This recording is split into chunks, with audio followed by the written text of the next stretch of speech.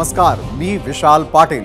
Zero our मध्ये आपल्या सगळ्यांचं स्वागत। लोकसभेच्या निकालांचं विश्लेषण पूर्ण होण्याआधीच राज्यामध्ये विधानसभांना वेग आलेला आहे, कारण अवघ्या 3 महिन्यांवर महाराष्ट्राची विधानसभा निवडणूक आलेली आहे आणि आता त्यामुळेच राज्यातल्या प्रत्येक राजकीय पक्षांनी आपापल्या पद्धतीने कामाला सुरुवात केली आहे। भाजप, शिवसेना, राष्ट्रवादी काँग्रेस, शिवसेना उद्धव बाळासाहेब ठाकरे, राष्ट्रवादी शरदचंद्र पवार, काँग्रेस पक्षासह जवळपास प्रत्येक राजकीय पक्षाने चाचपणी सुरू केली आहे आणि राजकीय बैठकांनी जोर धरलेला आहे। भाजपच्या कोर कमिटीची आज बैठक आहे आणि उद्या महाराष्ट्र प्रभाऱ्यांच्या उपस्थितीमध्ये पुन्हा भाजपच्या नेत्यांची बैठक असेल। तिकडे आजच मुख्यमंत्र्यांच्या उपस्थितीमध्ये शिवसेनेची महत्त्वपूर्ण बैठक पार पडली, तर आज सकाळपासून उपमुख्यमंत्री अजित पवारांनी आपल्या पक्षाच्या बैठकांचा धडाका लावला, ज्याची सुरुवात पिंपरीमधून झाली। महायुतीच्या बैठकांचं विश्लेषण करणार आहोतच, त्याचसोबत आपण महाविकास आघाडीमधील बैठकांचं सत्रही सांगतो, जिथं शरद पवारांनी कालपासून अजित पवारांसोबतच्यांना पुन्हा पक्षात घ्यायला सुरुवात केली।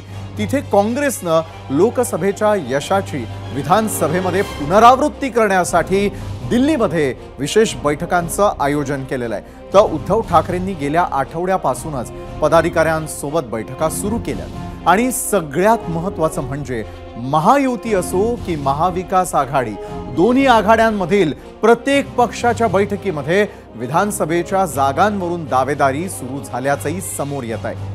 प्रत्येक पक्ष अमुक एक आकडा सांगतोय आणि त्यावरूनही संघर्ष होऊ शकतो का, की आकड्यांच्या चर्चा फक्त कार्यकर्त्यांचा उत्साह वाढवण्यापुरत्याच आहेत? या सगळ्याची चर्चा करणार आहोतच। मात्र सुरुवातीला आजचा पहिला प्रश्न, आणि तो प्रश्न पाहण्यासाठी जाणार आहोत आपण आपल्या पोल सेंटरला। झिरो अवर मध्ये आम्ही तुम्हाला विचारलेला आजचा पहिला प्रश्न, विधानसभा निवडणुकीच्या जागा वाटपावरून कुणामध्ये जास्त मतभेद होतील असं वाटतंय? 2 पर्याय तुमच्या समोर आहे, अर्थातच महायुतीमध्ये की महाविकास आघाडीमध्ये। बैठकांच्या चर्चेची सुरुवात करूयात भाजपच्या बैठकीनं। महाराष्ट्रामध्ये लोकसभेला सर्वाधिक फटका भाजपला बसला, तोच फटका विधानसभेमध्ये बसू नये म्हणून पार्टी विथ डिफरन्स म्हणवणाऱ्या भाजपनं हालचाली वाढवल्या। उद्या पक्षाचे महाराष्ट्र प्रभारी आणि केंद्रीय मंत्री भूपेंद्र यादव आणि अश्विनी वैष्णव यांच्या उपस्थितीमध्ये अत्यंत महत्त्वाची बैठक पार पडणार आहे आणि त्या आधीच आज राज्यामधील नेत्यांची बैठक पार पडली। सलग 2 दिवस चालवणाऱ्या याच मॅरेथॉन बैठकांमध्ये महाराष्ट्र भाजपचे 60 पेक्षा जास्त पदाधिकारी असणार आहेत। त्यात मंत्री, नेते, उपनेते, शहर आणि जिल्हा प्रमुख अशांचा समावेश असेल आणि याच बैठकांमधून विधानसभेचं विचार मंथन केलं जाईल। भाजपच्या मित्रपक्षांकडून विधानसभांच्या जागांवर दावेदारी सुरू झाली आहे आणि त्यामुळे भाजपच्या याच बैठकांकडे सगळ्यांचं लक्ष लागलेलं आहे। विधानसभा निवडणुकीची रणनीती आखण्यासाठी भाजपची बैठक होत असताना शिवसेनेचीही वर्षा बंगल्यावर बैठक पार पडली। मुख्यमंत्री एकनाथ शिंदे यांच्या उपस्थितीत विधानसभा निवडणुकीच्या पार्श्वभूमीवर ही बैठक बोलावण्यात आलेली होती आणि या बैठकीला मंत्री, नेते, आमदार, जिल्हा प्रमुख, संपर्क प्रमुख, प्रवक्ते देखील उपस्थित होते। या बैठकीमध्ये शिवसेनेकडून विधानसभेच्या 100 जागा लढण्याची तयारी सुरू झालेली आहे आणि त्यासाठी 100 निरीक्षक आणि तेवढेच प्रभारी सुद्धा नेमण्यात आलेले आहेत। प्रत्येक निरीक्षक आणि प्रभारी यांच्यावर जबाबदारी दिलेल्या एकाच मतदारसंघासाठी काम करणार आहेत आणि त्याचबरोबर आज घडीला भाजप आणि राष्ट्रवादीकडे असलेल्या जागांवर लक्ष द्यायचंही नाहीये।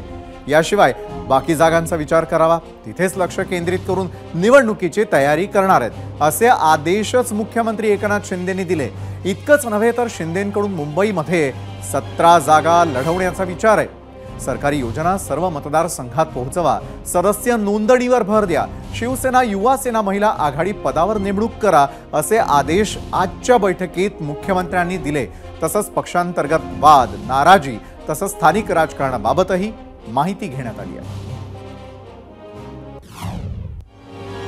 तर विधानसभा निवडणुकी संदर्भामध्ये भाजप शिवसेनेच्या आढावा बैठका सभा विशेष मोहीम घेणं सुरू असताना महायुतीमधला आणखी एक पक्ष राष्ट्रवादीनेही कंबर कसलेली आहे। लोकसभेत अवघ्या 6 जागा लढलेल्या अजितदादांच्या गटानं पुन्हा एकदा विधानसभेच्या 80 जागा लढणार असल्याचं जाहीर केलं। केवळ एवढंच नव्हे तर कॅबिनेट मंत्री धर्मराव बाबा अत्राम यांनी राष्ट्रवादी विदर्भातल्या 20 जागा लढवण्याचा विचार करत असल्याचं सांगितलं। राष्ट्रवादीनं 80 जागांची घोषणा करण्याची ही पहिली वेळ नाहीये। या आधी देखील अनिल पाटील, छगन भुजबळ, प्रफुल्ल पटेल यांनीही राष्ट्रवादी 80 ते 90 जागा लढणार असल्याचं वक्तव्य केलेलं होतं। अजित पवारांनी देखील पक्षाच्या बैठकीमध्ये बोलत असताना हीच री ओढलेली आहे आणि त्यामुळे लोकसभेत महायुतीकडून सर्वात कमी जागा लढणाऱ्या राष्ट्रवादीला विधानसभेमध्ये तरी मागणी केलेल्या जागा वाट्याला येतात का? लोकसभेच्या निकालानंतर संघाकडून वारंवार राष्ट्रवादीशी युतीवरून भाजपला मिळालेल्या कानपिचक्यांनंतर महायुतीमध्ये राष्ट्रवादीचा जागा वाटपात योग्य सन्मान राखला जाणार का ते पाहणं देखील महत्त्वाचं ठरणार आहे। दरम्यान धर्मराव बाबा अत्राम यांनी जागा वाटपाबाबत नेमका काय दावा केलेला आहे तो दावा आता पाहूया। जवळजवळ 288 जागाचा चाचपणी करायचा असा प्रकारचा आमचा विचार झाला होता आणि त्या दृष्टिकोनातून सर्वे सुरू आहे। परंतु आमचा एकच आहे की टार्गेट आमचं आहे की 80 जागा आपण लढलं पाहिजे आणि 80 जागामध्ये 100% रिझल्ट आला पाहिजे या दृष्टिकोनातून आमचा प्रयत्न सुरू आहे। जे इथले जे नेते असतील विदर्भातले जे 20 जागा आपल्याला लढायचं आहे तिथे सुद्धा आता 6 जागा आमच्या निवडून आलेल्या आहेत। त्या 6 जागा सोडून बाकीचे 14 जागावर कोणाला उभा करायचं काय करायचं हे सगळं चाचपणी सुरू आहे आणि त्या दृष्टीने 100% येणारे सीटच आपण पक्षाकडून लढलं पाहिजे असं प्रकारचं आम्ही नेत्यांना सांगितलेलं आहे।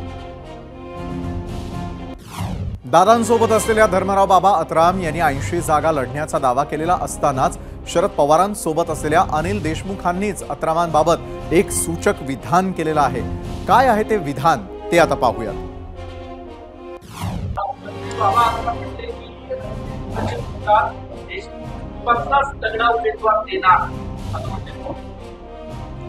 अरे बाबाला म्हणा तुझ्या मुलीपासून वाचू का म्हणत तू? त्याची मुलगी आमच्याकडे येऊन राहिली। खरं तर महायुतीसाठी आजचा दिवस बैठकांचाच ठरला। काय काय घडलेलं आहे महायुतीच्या या बैठकांमध्ये हेच जाणून घेण्यासाठी आता आपण जाणार आहोत आपल्या गेस्ट सेंटरला, ज्या ठिकाणी आपल्या सोबत आहेत आपले प्रतिनिधी निलेश बुधावले। निलेश, 0 आवरमध्ये आपलं स्वागत। संपूर्ण महाराष्ट्र या क्षणाला पाहतोय महायुतीच्या बैठका ज्या सुरू आहेत या महायुतीच्या बैठकांमध्ये आज नेमकं काय काय घडलं?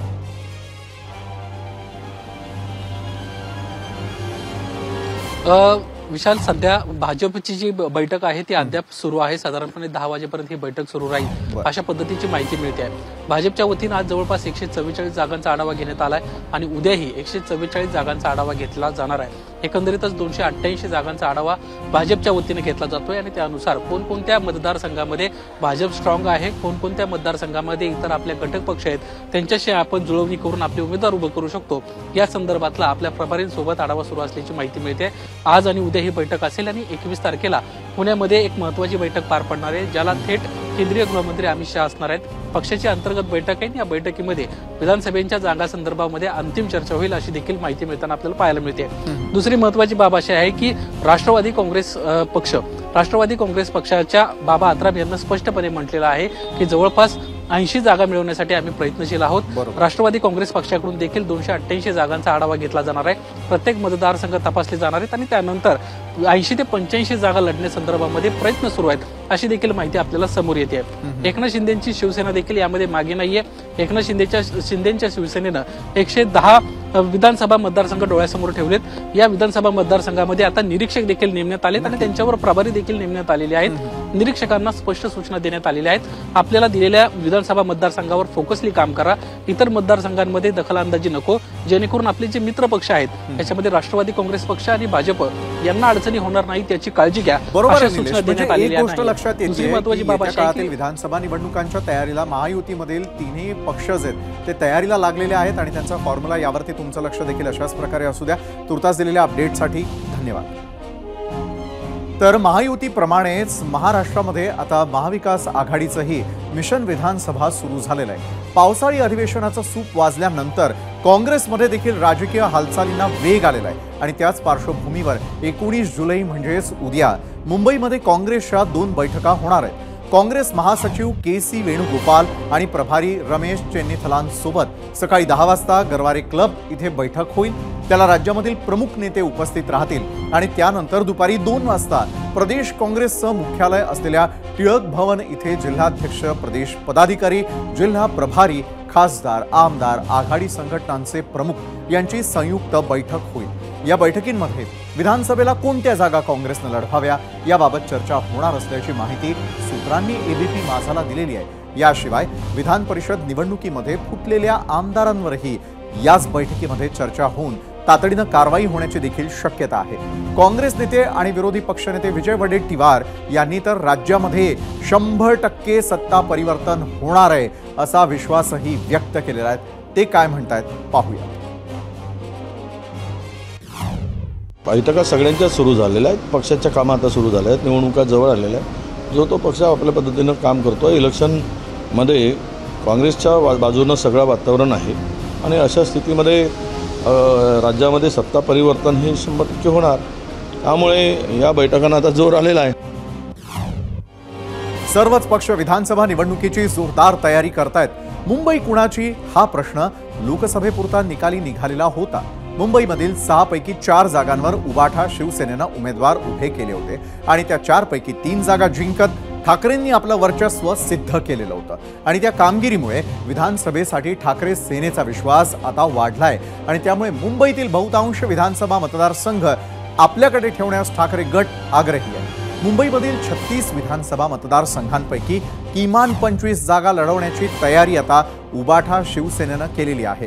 वांद्रे पूर्वमधून आदित्य ठाकरेंचे मावस भाऊ वरुण सरदेसाई लढू शकतात. तिथे सध्या भाजपचे मुंबई अध्यक्ष आशिष शेलार आमदार आहेत. तर दहिसरमधून दिवंगत अभिषेक घोसाळकर यांच्या पत्नी तेजस्वी घोसाळकर यांच्या नावाची चर्चा आहे. मुंबईमधील कोणत्या 25 जागांवर उबाठा शिवसेनेनं तयारी सुरू केलेली आहे ते तर आपण पाहणार आहोतच.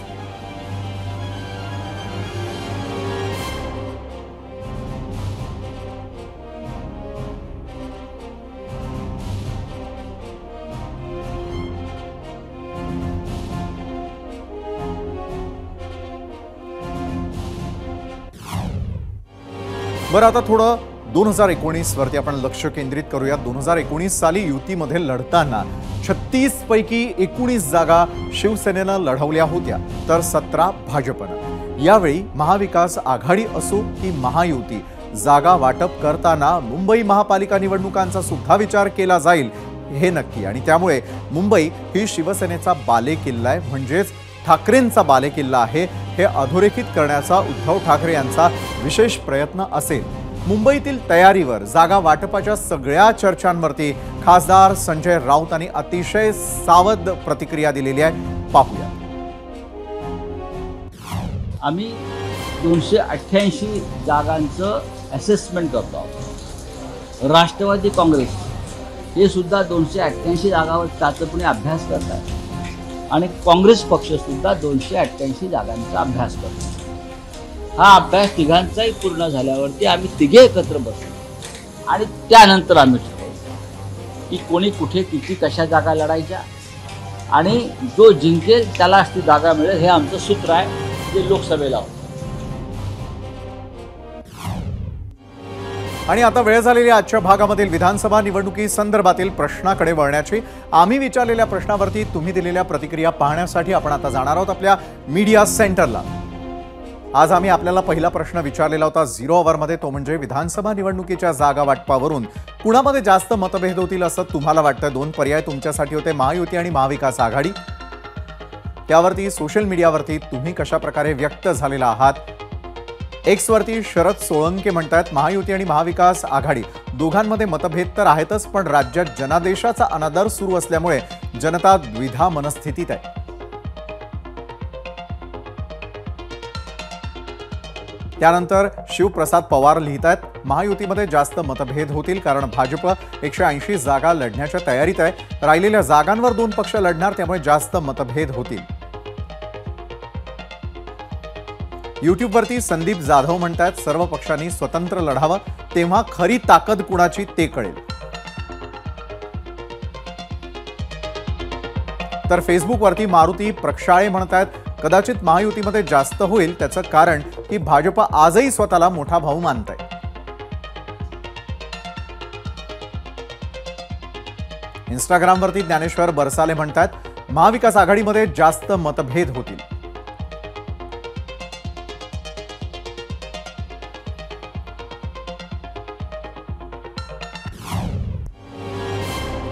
तर एकंदरीतच या प्रतिक्रिया आपण पाहून झालेल्या आहेत आणि याच संदर्भामध्ये महायुती आणि महाविकास आघाडीमध्ये विधानसभा जागा वाटपांबाबत सुरू असलेल्या बैठका, सुरू असलेले दावे प्रतिदावे, प्रत्येक पक्षाची त्यांच्या पातळीवर सुरू असलेली तयारी, या सर्व घडामोडींबाबत सविस्तर चर्चेसाठी 0 आवरमध्ये आज आपण आमंत्रित केलेला आहे भाजपचे मुख्य प्रवक्ते केशव उपाध्ये आणि काँग्रेस मुख्य प्रवक्ते अतुल लोंढे. तुम्हा दोघांचंही खूप खूप स्वागत. महायुतीच्या बैठकांचं खरं तर साधारण सत्र सुरू असल्याचं आपल्याला पाहायला मिळतं, ज्याचे अपडेट आत्ताच महाराष्ट्रातल्या प्रेक्षकांपर्यंत आम्ही पोहोचवले. केशवजी, मला तुम्हाला विचारावं असं वाटतंय की महायुतीतील जागा वाटपाचा तिढा, एकमेकांवरती केलेले जागा वाटपासंदर्भातले दावे प्रतिदावे, निर्विघ्नपणे जागा वाटप पार पडणार का? 100% जागा वाटप निर्विघ्नपणे पार पडणार, याबद्दल कुणाच्या मनात शंकाचं कारण नाही. आपण लोकसभेला सुद्धा बघितलं की लोकसभेला सुद्धा कोणत्याही प्रकारचे अनेक देव पाण्यात भिजवून ठेवले होते. विशेषतः काँग्रेस, उभाठा आणि शरद पवार गटांनी अगदी या महायुतीमध्ये काहीतरी मतभेद होती, भांडणं होती, अशा पद्धतीचे आडाखे बांधत आणि बघा यांच्यात कशी भांडणं होती, या पद्धतीचे आडाखे बांधत देव पाण्यात बुडवून ठेवले. पण म्हणजे देव मानतात की नाही मला माहिती नाही, कधी अन्य काही असतील त्यांचे, पण ठीक आहे. पण त्यामुळे कारण देव हिंदूंचं देव असतं तर बाकीच्यांचं माहिती. पण त्यातलं असं आहे की पण त्यावेळी सुद्धा लोकसभेला सुद्धा महायुतीमध्ये जागा वाटप शिस्तीत झालं. या उलट महाआघाडीमध्ये सांगली जागा काँग्रेसनं विचारता त्या उभाठ्यांनी परस्पर जाहीर केली, भिवंडी जागा शरद पवारांनी परस्पर जाहीर केली, हे आपण चित्र बघितलं. स्वाभाविकपणे आता विधानसभेचा प्रश्न येतो. विधानसभेच्या वेळी सुद्धा तिन्ही पक्षाचे नेते, असं आहे की काही कुठल्या कार्यकर्त्याने एखादी भूमिका मांडणं, एखादं विधान करणं, यापेक्षा तिन्ही पक्षाचे प्रमुख कार्यकर्ते, प्रमुख नेते, मग त्यामध्ये भारतीय जनता पार्टीचे महाराष्ट्रातले प्रमुख नेते माननीय देवेंद्रजी, दुसरे त्याशिवाय महाराष्ट्र मुख्यमंत्री एकनाथ शिंदे आणि अजित पवार, हे तिघ जण या सगळ्या तिघ एकत्र बसतील, केंद्रीय नेतृत्वाशी चर्चा करतील आणि मला नक्की खात्री आहे, मला विश्वास आहे की या सगळ्या प्रकारामध्ये येत्या आगामी काळामध्ये लवकरात लवकर जागा वाटपाचा तिढा सुटलेला. पण जागा वाटपाबाबत जे दावे प्रतिदावे केलेले जाताना पाहायला मिळत आहेत, शिंदे गट म्हणतोय 100 पेक्षा जास्त जागा, 130 पर्यंतच्या जागा. तुमचे नेते म्हणतात की आम्हाला साधारण 150 पेक्षा म्हणजे 170 ते 180 जागा. नक्की मी आपल्याकडेच येतोय. आणि अजितदादांचं म्हणणं आहे आम्हाला देखील 80 ते 100 जागा अपेक्षित आहेत. मग अशा वेळेला हा तिढा कसा सुटेल? नाही, असं आहे की जोपर्यंत जागा वाटप होत नसतं, जोपर्यंत तिघे एकत्र बसत नसतात, त्याही त्या तिन्ही पक्षांचे नेते, मगाशी मी सांगितलं, तिन्ही पक्षाचे आमदार नेते जे असतील ते वेगळी विधानं करतात. त्या विधानं आणि तो आक्षेप घेण्याचं कारण नाही. आज भारतीय जनता पार्टीच्या प्रत्येक कार्यकर्त्याला असं वाटतं की महाराष्ट्रातल्या 288 जागा या भारतीय जनता पार्टीने लढवल्या पाहिजेत, स्वबळावर लढवल्या पाहिजेत आणि भारतीय जनता पार्टीचा मुख्यमंत्री झाला पाहिजे, ही भारतीय जनता पार्टीच्या प्रत्येक कार्यकर्त्याची आज भूमिका आहे. माननीय देवेंद्रजी मुख्यमंत्री झाले पाहिजेत, ही भारतीय जनता पार्टीच्या प्रत्येक कार्यकर्त्याची भूमिका आहे. पण ज्यावेळी 3 नेते एकत्र बसतील आणि या तिन्ही पक्षाच्या नेत्यांना आपल्या पक्षाला अधिक जागा मिळायला पाहिजेत असं वाटणं, यामध्ये गैर असण्याचं काही कारण नाही. बरं, मला विश्वास मुद्दा निश्चित कळलेला आहे. अतुलजी, मला तुम्हाला विचारायचं आहे की देव पाण्यात ठेवणं असेल, मुख्यमंत्री पदावरून केशवजींनी आत्ता केलेला दावा असेल, महाविकास आघाडीतही कुठे वेगळं चित्र आहे, तिथेही जागा वाटपावरून एकमेकांवरती दावे प्रतिदावे होतीलच. असं आहे की देवांनी यांना पाण्यात बुडवून चांगला ठेचलेला आहे, तरी पण यांचं तेच सुरू आहे की राजकारणामध्ये देवाचा, धर्माचा वापर आणि अभिमुक्तेश्वरानंद ते तर आपले प्रमुख आहे, त्यांनी कान चापले तरी पण त्यांचं हेच सुरू आहे. जनतेचे रोटी, कपडा, मकान, आरोग्य, शिक्षण याच्याशी यांचं काही देणं घेणं नाहीये. तर हे एक स्पष्टपणे जे आहे ते समोर आलेलं आहे. आता रात्रायला प्रश्न, यांना 360 जागा लागतील, माहित नाही कुठल्या राज्यात आणतील, तर 360 जागांचं कॅल्क्युलेशन यांनी मांडलेलं आहे. तो त्यांचा प्रश्न आहे, तो महायुतीमध्ये त्यांनी काय करावं, कुणी किती लढावं याच्याशी आमचं काही देणं घेणं नाहीये.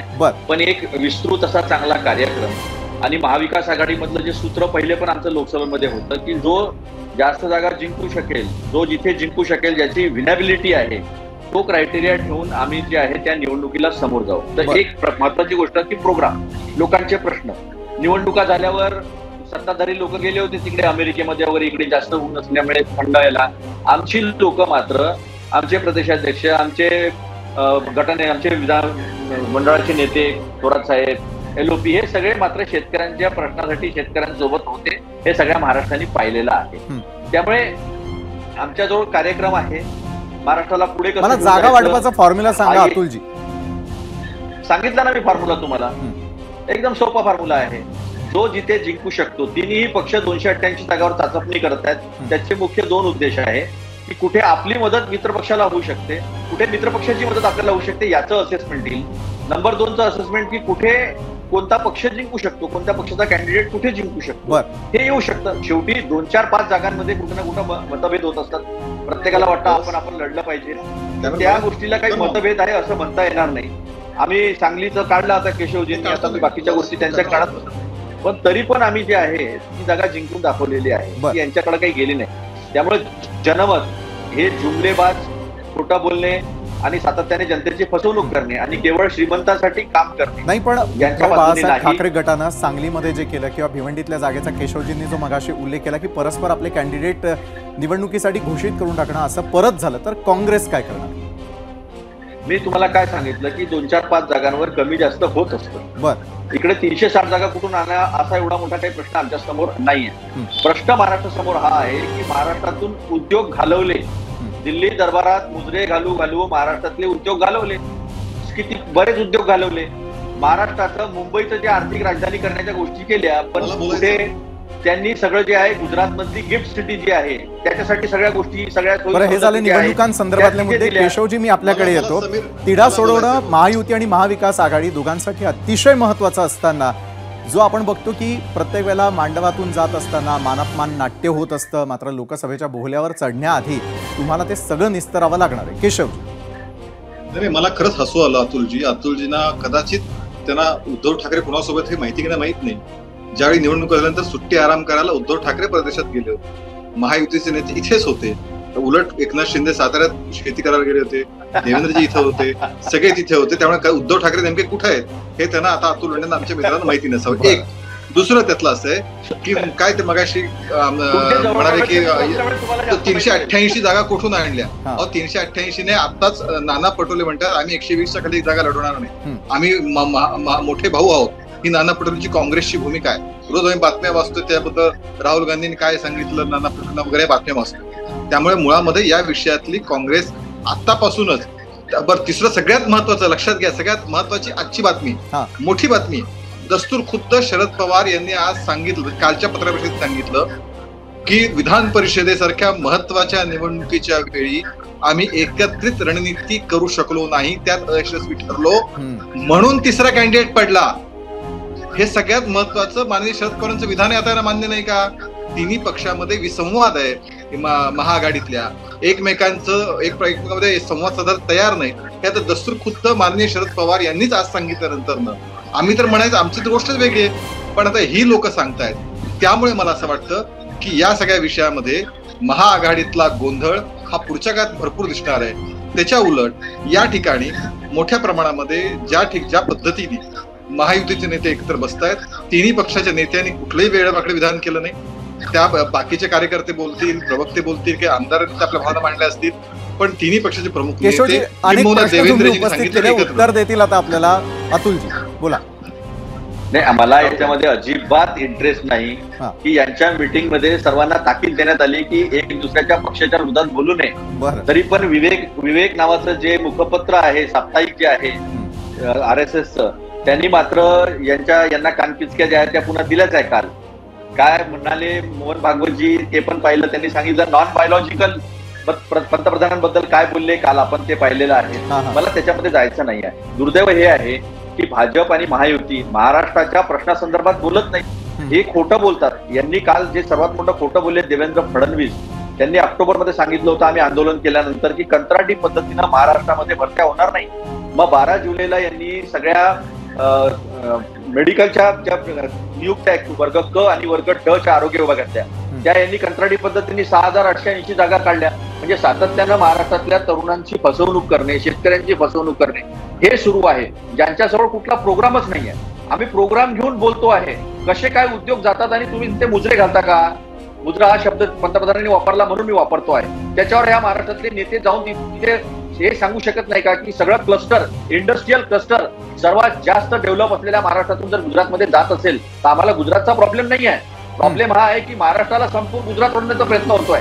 प्रॉब्लेम हा आहे की जगभरामध्ये मुंबईमध्ये जे आहे म्हणजे सगळ्या फायनान्शियल इन्स्टिट्यूशन जे आहेत त्या मुंबईत आहेत, पण इंटरनॅशनल फायनान्शियल सेंटर जे आहे ते मात्र जबरदस्त. अतुलजी, नक्कीच आपल्याला वेळेची मर्यादा आहे. केशवजी, जागा वाटपाचा तिढा योग्य रीतीने सुटून योग्य ते कॅन्डिडेट्स या ठिकाणी महाराष्ट्रातल्या जनतेसमोर उभे राहणार का? केशवजी, थोडक्यात.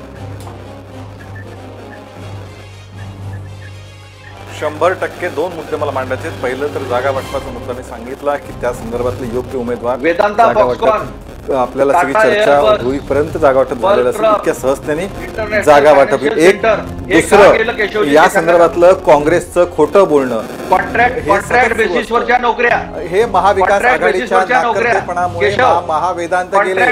सगळे प्रोजेक्ट महाराष्ट्राचं सर्वाधिक नुकसान उद्धव ठाकरे मुख्यमंत्री असताना ज्याला काँग्रेसचा पाठिंबा होता त्या कार्यकाळामध्ये महाराष्ट्र पिछाडीवर गेला. आपण याची श्वेतपत्रिका निघाली आहे. सगळे प्रोजेक्ट महाविकास आघाडी सरकारच्या कार्यकाळात गेले. त्याच्याबद्दलचा फॉलोअप. अतुलजी, निर्विघ्नपणे महाविकास आणि महायुती आघाडीचं जागा वाटप व्हावं हे काय अपेक्षा आपण करूयात. महाविकास आघाडीचं जागा वाटप योग्य रीतीने पार पडेल का? तुमची एका महाविकास आघाडीच्या सरकारमध्ये का आलं होतं हे सांगितलं पाहिजे. ते सांगायला तयार नाही. उगाच खोट्या पद्धतीने खोटं बोलणं हे काँग्रेसचं. राहुल गांधी खोटं बोलतात. बरं, येत्या काळातील विधानसभा निवडणुकांसाठी हे मुद्दे आपण अशाच प्रकारे असू द्या, कारण यावरती अनेक वेळेला आपल्याला चर्चा करायची आहे. मात्र वेळेची मर्यादा असल्यामुळे आजच्या या चर्चेमध्ये मी आपल्या दोघांनाही तुम्ही वेळ काढून आलात त्यासाठी खूप खूप धन्यवाद आणि चर्चा केली त्यासाठी धन्यवाद.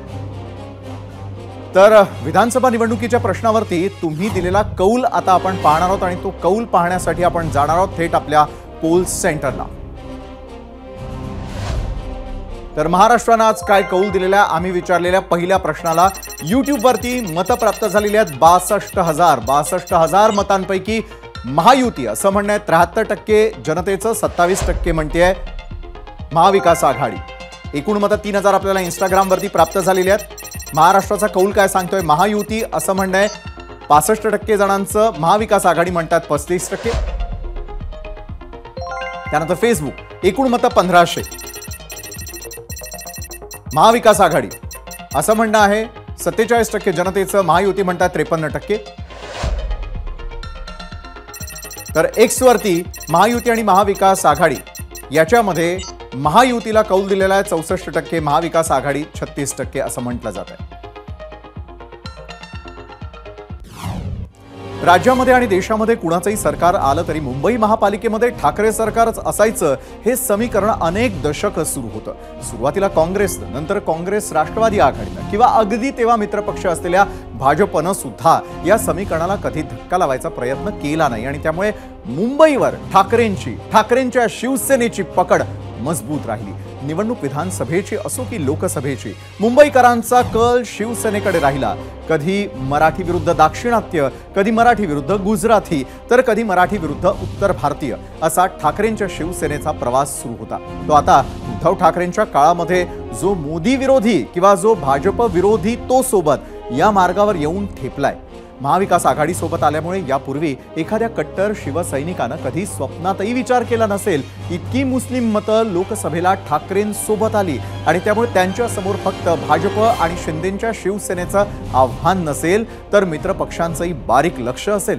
लोकसभेतील चित्र विधानसभेला मुंबईमध्ये कायम राहील अशी अपेक्षा ठाकरे सेना करत असेल. आणि आता बातमी आहे पराक्रमाची, नक्षल्यांच्या खात्म्याची.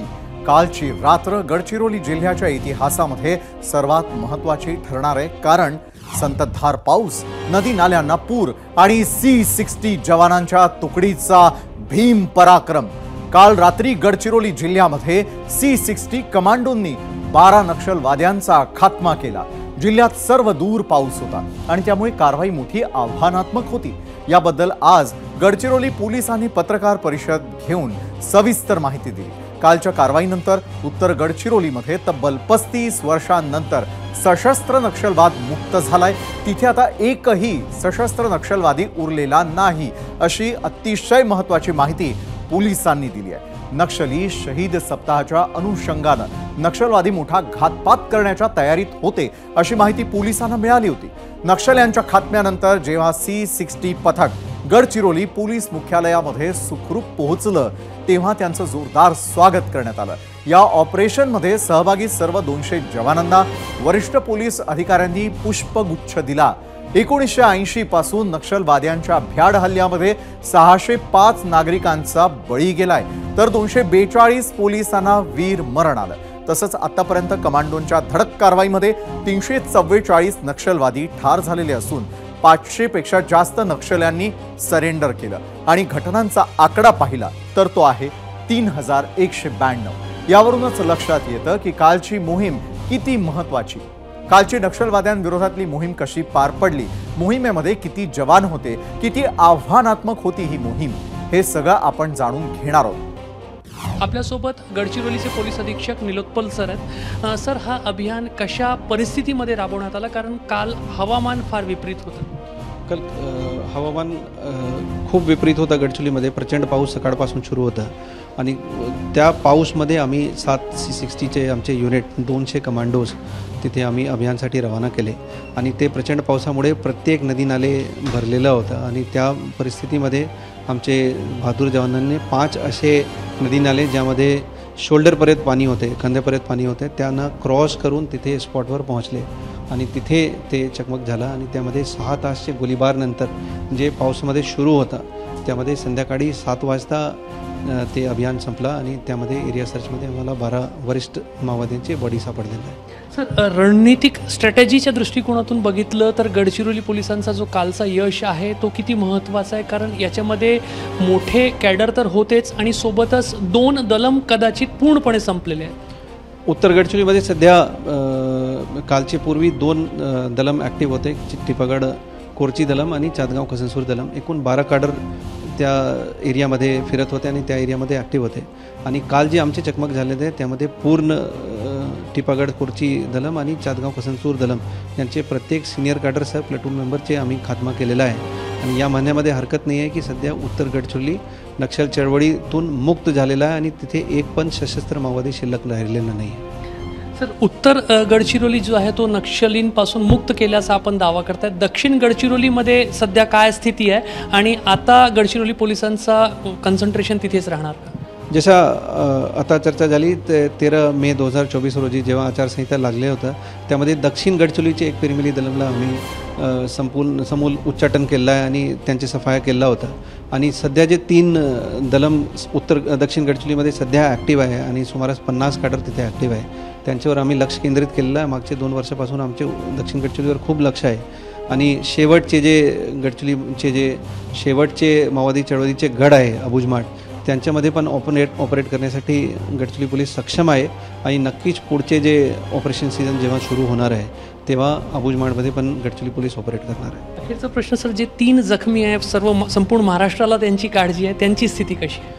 एक PSI आमचे गंभीर जखमी झाला होता, त्यांना आम्ही हेलिकॉप्टरने त्यांना इव्हॅक्युएट केले होते आणि 2 आमचे जवान त्यांना पण गोळी लागलेला आहे आणि 3ही जवानाचे नागपूरचे एक मोठे हॉस्पिटलमध्ये त्यांची ट्रीटमेंट सुरू आहे. सध्या त्यांची तब्येत बरं आहे आणि ते जे योग्य ती काळजी आहे ते गडचिरोली पोलीस त्यांचे पूर्ण ट्रीटमेंटची काळजी घेत आहे. तर काल झालेला जो एन्काउंटर आहे तो रणनीतीच्या दृष्टिकोनातून फार महत्त्वाचा आहे. उत्तर गडचिरोली आता पूर्णपणे नक्षलवाद्यांपासून मुक्त झाला आहे असा दावा जो आहे तो गडचिरोली पोलीस करतायत. कॅमेरामॅन अतुल हिरडेसह रजत वसिष्ठ, ABP माझा, गडचिरोली.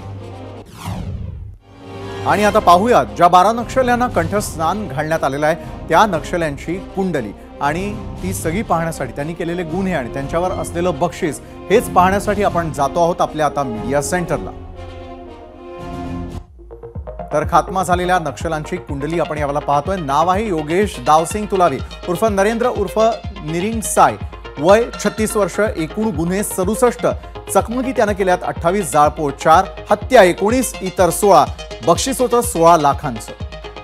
त्यानंतर नाव विशाल कुल्ले आत्राम उर्फ लक्ष्मण, वय 43, एकूण गुन्हे 78, बक्षीस होतं 16 लाखांचं, पण आतापर्यंत 42 चकमकी, 13 जाळपोळ, 15 हत्या आणि इतर 8. प्रमोद लालसाय कचलामी उर्फ दलपट, एकूण गुन्हे 58, वय केवळ 31 वर्ष, बक्षीस 16 लाखांचं, चकमक 35, जाळपोळ 1, हत्या 7, इतर 15.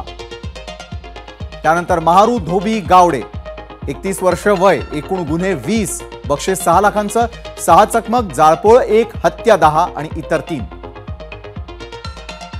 अनिल देवसाय उर्फ देवा उर्फ देवारी, वय वर्ष 28, एकूण गुन्हे 16, चकमकी 8, जाळपोळ 1, हत्या 2, इतर 5, बक्षीस 6 लाख.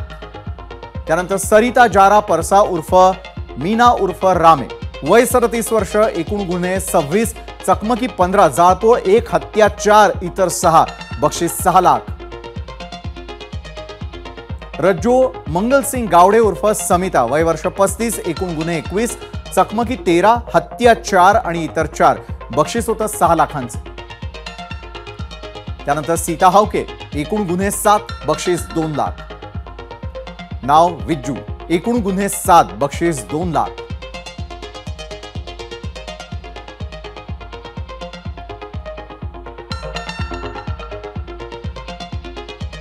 तर खात्मा झालेल्या नक्षल्यांची कुंडली आपण यावेळेला पाहतोय. नाव आहे सागर, बक्षीस होतं 2 लाखांचं. चंदा, बक्षीस 2 लाख.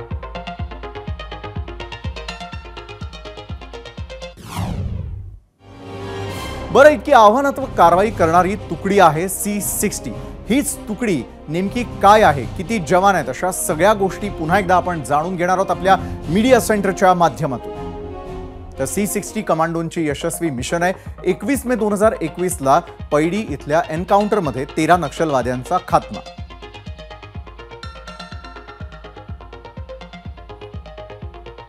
तेरा नोव्हेंबर 2021 मर्दिन टोला एन्काउंटरमध्ये 27 नक्षलवाद्यांना कंठस्नान. 13 नोव्हेंबर 2021 मिलिंद तेलतुंबडे हा टॉप नक्षल कमांडरचा ठार. 23 डिसेंबर 2022 टेकामेटा इथल्या चकमकीत 2 नक्षलवाद्यांचा खात्मा. 1 एप्रिल 2023 हिक्केर इथे झालेल्या चकमकीत 3 नक्षलवादी ठार. तर 14 डिसेंबर 2023 बुधिनटोला इथल्या चकमकीत 2 नक्षलवाद्यांचा खात्मा. 19 मार्च 2023 कोलामटकच्या चकमकीमध्ये 4 नक्षलवादी ठार. 13 मे 2024 कटरगट्टा इथल्या चकमकीत 3 नक्षल कमांडरांना कंठस्नान. 13 मे 2024ला नक्षल यांच्या पेरीमिली दलमचा संपूर्ण नायनाट.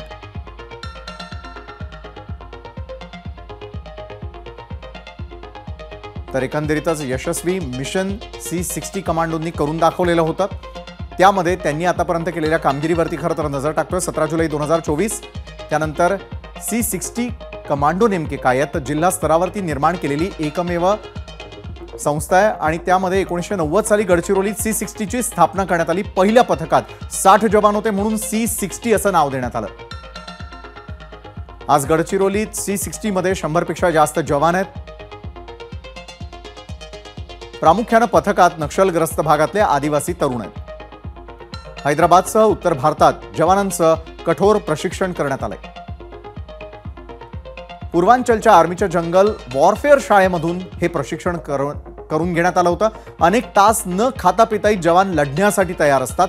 कमांडोंकडे पोलिसांपेक्षा अद्ययावत शस्त्र आहे. C60 जवान जंगलातील चकमकीसाठी अधिक सक्षम आहेत.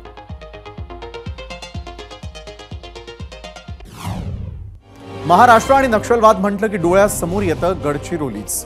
80च्या दशकात इथल्या कमलापूरपासून आपल्या राज्यामध्ये सुरू झाली होती ही नक्षल चळवळ. पण आज राज्याच्या पोलिसांचं कौतुक करावं तेवढं थोडं आहे. उत्तर गडचिरोलीतून सशस्त्र नक्षलवादाला पूर्णतः चित्त करत 35 वर्ष भीतीच्या वातावरणात लहानाचे मोठे झालेल्या अनेकांना आज मोकळा श्वास काय असतो ते अनुभवायला मिळालं असेल.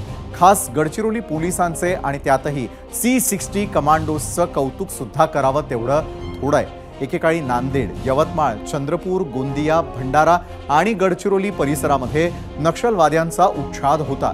आजच्या टिपागड आणि चातगाव दलमच्या खात्म्यानंतर उत्तर गडचिरोलीमधून नक्षलींचा सफाया तर झालाच, पण हा सशस्त्र माओवाद जेमतेम 2.5 तालुक्यांवरती येऊन ठेपलाय. कौतुकाची एक थाप, कृतज्ञतेची एक अभिव्यक्ती इथले स्पेशल IG संदीप पाटील यांच्यासाठी सुद्धा दाखवली पाहिजे. संदीप पाटील हे जेव्हा गडचिरोलीमध्ये SP म्हणून कार्यरत होते तेव्हा 18 माओवाद्यांचा खात्मा झाला होता. ते DIG रेंज म्हणून याच भागात कार्यरत होते. तेव्हा 72 माओवादी पोलिसांनी मारलं आणि संदीप पाटील आज ह्याच भागामध्ये परत स्पेशल IG म्हणून कार्यरत आहेत आणि 19 माओवाद्यांचा सफाया तर झालाच, पण उत्तर गडचिरोलीतून नक्षलवादाचाच सफाया झाला. जंगलामधील नक्षलवादा इतकंच मोठं आव्हान शहरी नक्षलवादाचं सुद्धा आहे. गाफील न राहता सजग राहून आपण या नव्या शत्रूचा सामना करूयात आणि पुन्हा एकदा आपल्या पोलिसांचं C60च्या जवानांचं कौतुक करूयात. राज्याचे नवे पर्यटन धोरण जाहीर झालेलं आहे आणि त्याचा शासन निर्णय म्हणजे GR आजच निघाला. नव्या धोरणामधून राज्यामध्ये एकूण 18 लाख रोजगार निर्मिती होणार असून 1 लाख कोटी रुपयांची गुंतवणूक अपेक्षित असल्याचं पर्यटन मंत्री गिरीश महाजन यांनी सांगितलं. ग्रामीण आणि शहरी भागामध्ये पर्यटनाद्वारे प्रत्यक्ष आणि अप्रत्यक्ष रोजगार उपलब्ध करण्यावरती यामध्ये भर दिला जाईल. 10 वर्षात पर्यटन स्थळ तसंच पायाभूत सुविधा विकसित करून पर्यटकांचा ओघ दुप्पट करण्याचं उद्दिष्ट आहे आणि या धोरणामुळे आपला महाराष्ट्र हा पर्यटनाच्या बाबतीत देशातील अग्रेसर राज्य बनेल अशी आशा. दुसरी बातमी आहे क्रिकेट प्रेमींसाठी महत्त्वाची. भारताच्या श्रीलंका दौऱ्यासाठी टीम इंडियाला नवा कर्णधार मिळालेला आहे. T20 सामन्यांसाठी सूर्यकुमार यादवच्या खांद्यावर टीम इंडियाची धुरा असेल. झिम्बाब्वे दौऱ्यामध्ये गेलेल्या युवा टीमचा कप्तान राहिला शुभमन गिल श्रीलंका दौऱ्यामध्ये उपकप्तान असणार आहे. या दौऱ्यामधील 3 एकदिवसीय सामन्यांसाठी रोहित शर्मावरच कप्तान पदाची जबाबदारी कायम ठेवण्यात आलेली आहे. या वनडे मालिकेमध्ये सुद्धा शुभमन गिल हा उपकप्तान असेल. मुंबईकर श्रेयस अय्यरचं पुनरागमन हे या दौऱ्याचं आणखी एक वैशिष्ट्य असेल. 27 जुलै ते 30 जुलै T20 सामने खेळवले जातील तर 2 ऑगस्टपासून एकदिवसीय मालिका सुरू होईल. आणि तिसरी महत्त्वाची बातमी आहे ती म्हणजे निवडणुकीच्या राजकारणामध्ये आता शेतकरी आघाडीचा वेगळा पर्याय मिळणार आहे.